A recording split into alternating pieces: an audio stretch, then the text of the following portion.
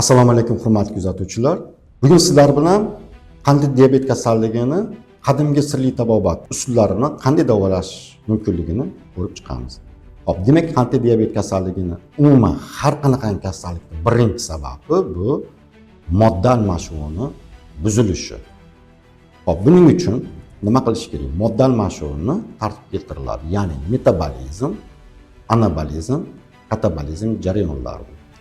Metabolizm jarayonini tartibga keltirganimizda anabolizm va katabolizm jarayonlari ham tartibga tushishni boshlaydi. Buning uchun qadimgi sirli tabobat 3 ta dori taklif qiladi, ya'ni metabolizm T energiyasi, anabolizm in energiyasi va katabolizm yang energiyasi. Bu dorilar qanday qilib ichiladi? Katabolizm jarayoni tartibga keltiruvchi bu yang energiya, ya'ni erkak energiyasini tartibga keltiruvchi nastoyka, bu ertalab quyosh chiqishiga ichiladi. Anabolizm jarayonini tartibga keltiruvchi dori esa quyosh botishga, ya'ni bu ayollik energiyasini tartibga keltirib beradi. O'rtada quyosh tik nayzaga kelganda peshin vaqtida C energiyasini tartibga keltiruvchi mahsulot iste'mol qilinadi. Mana shu 3 ta mahsulot bizdagi modda almashinuv jarayonini tartibga keltiradi va shu bilan bir vaqtda o'zida har bir holatda mana bu qandli diabet kasalligini nastoykasi bu nastoyka organizmda tozalaydi, modda almashinuvini tartibga keltirib beradi, qondagi qand miqdorini pasaytiradi, oshqozon osti bezi faoliyatini yaxshilab tartibga keltirib beradi. Va shu har uchovini ichilayotgan vaqtda mana bunga dori bilan qo'shib ichiladi.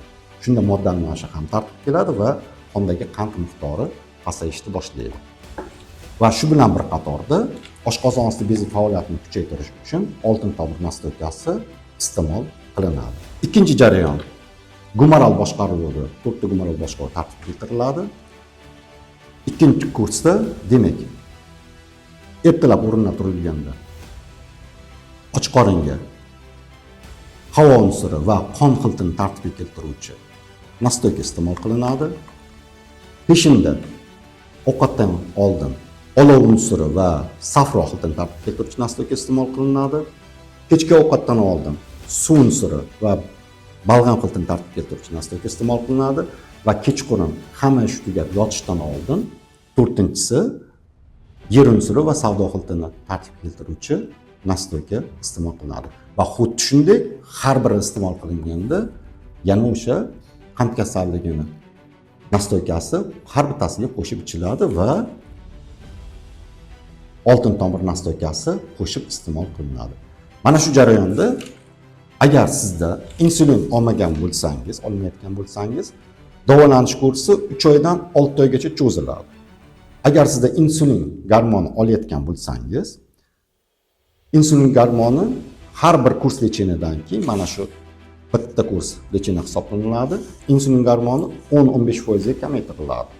Bir kurs 21 kundan 1 oygacha davom etiladi. Ya'ni har bir kurs davomida 6 oy mobaynida insulin gormoni ozgina kamaytirilib, butun insulin gormoni qutulinadi va shundan keyin yana 3 oydan 6 oygacha davolaniladi.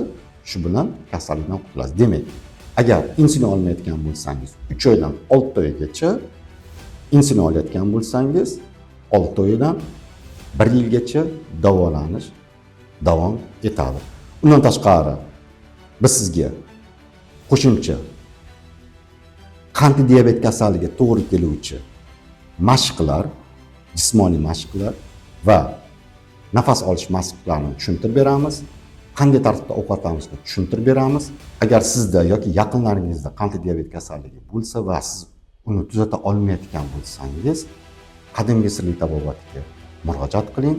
Biz albatta sizga yordam beramiz.